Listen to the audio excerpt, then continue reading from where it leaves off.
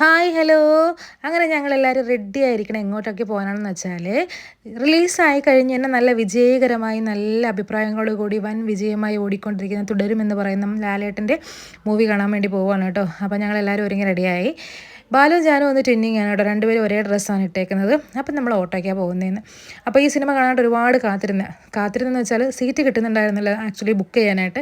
അങ്ങനെ കാത്തിരുന്ന് ഞങ്ങൾക്ക് ഇന്ന് ടിക്കറ്റൊക്കെ കിട്ടി. അപ്പോൾ നമ്മളെല്ലാവരും ഹാപ്പിയായി. നമ്മൾ ഓട്ടോയിലാണ് പോകുന്നത് കേട്ടോ. ഓട്ടോയിൽ 5 പേരിരിക്കാൻ സ്ഥലമില്ല, അങ്ങോട്ട് നീങ്ങിയിരിന്ന് പറഞ്ഞപ്പോൾ ജാനുവിൻ്റെ മടിയിൽ ബാല കയറി ഇരുന്ന് കേട്ടോ. അപ്പോൾ അങ്ങനെ എങ്ങനെയെങ്കിലുമൊക്കെ അഡ്ജസ്റ്റ് ചെയ്ത് നമ്മളെല്ലാവരും കയറി വണ്ടിയിലിരുന്നങ്ങ് പോയി.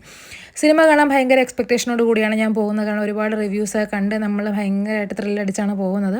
ഒട്ടും മോശമല്ല കേട്ടോ. സിനിമ കിട്ടില്ല സിനിമയാണ്. നമ്മുടെ വിൻറ്റേജ് ലാലേട്ടൻ്റെ കമ്മിങ് ബാക്ക് എന്നൊക്കെ നമ്മളെല്ലാവരും പറഞ്ഞ് ഘോഷിച്ച സിനിമ അത് അങ്ങനെ തന്നെയാണ് കേട്ടോ. പല സീനുകളും നമുക്ക് ഭയങ്കര റൊമാൻസിഫിക്കേഷനൊക്കെ വരുന്ന സീനുകളൊക്കെ ആയിരുന്നു. നല്ല അടിപൊളിയായിരുന്നു. പിന്നെ നമ്മുടെ രേവതി സിനിമാക്സും കൂടെ ആകുമ്പോഴത്തേക്ക് പിന്നെ പറയണോ. പിന്നെ നമ്മൾ സ്ഥിരമുള്ള ആചാരം സിനിമയ്ക്ക് കയറും മുന്നേ നമ്മൾ പോപ്കോൺ എല്ലാവർക്കും വാങ്ങിയിട്ടുണ്ടായിരുന്നു. അങ്ങനെ എല്ലാ സാധനങ്ങളൊക്കെ വാങ്ങിച്ച് വെള്ളവും ജ്യൂസും ഒക്കെ വാങ്ങിച്ച ശേഷം നമ്മൾ നേരെ സിനിമ കാണാനായിട്ട് കയറിയിരുന്നു.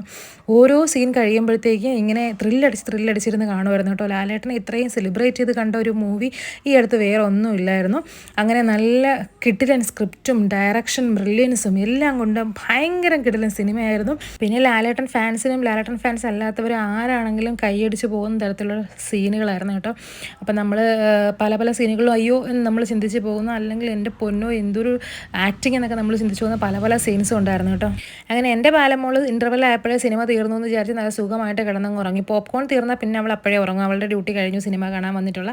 അങ്ങനെ ഞങ്ങളെല്ലാവരും അമ്മയും മഞ്ഞൊക്കെ ഭയങ്കര കരച്ചിലായിരുന്നു കേട്ടോ. ക്ലൈമാക്സൊക്കെ എത്തിയപ്പോൾ ഭയങ്കര സങ്കടമായിരുന്നു. അമ്മയ്ക്ക് അതിൻ്റെ പേരിൽ 2 ദിവസം തലവേദന വരെ ആയിട്ടുണ്ടായിരുന്നു. അപ്പോൾ അത്രയേ ഉള്ളൂ. നമ്മുടെ വീഡിയോസ് ഇഷ്ടപ്പെട്ടാൽ ലൈക്ക്, കമൻറ്റ്, സബ്സ്ക്രൈബ് ചെയ്യുക. Tata bye bye.